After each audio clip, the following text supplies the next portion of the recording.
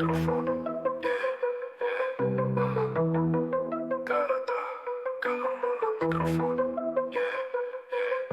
ca limon, uși mai beton. Dacă timpul Ștefănuț mă jucă, îl fac lampion.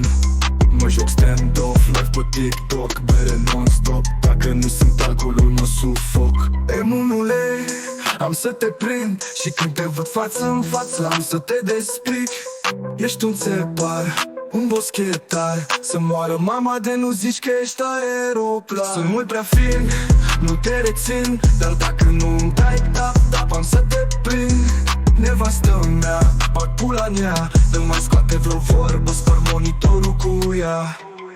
Stand-off-ul e cel mai tare, chiar dacă am vârsta cât el de 5 ori. Ce să mai zic, băi Armando? Ia du-te și adu-i bere lui taică-to. Sunt Ștefănuț, băiat finuț, mă uit la Calimon pe live și sunt esculț.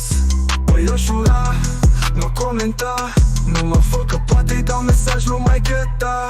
Sunt mult prea fin, nu te rețin, dar dacă nu-mi dai tap, am să te prind.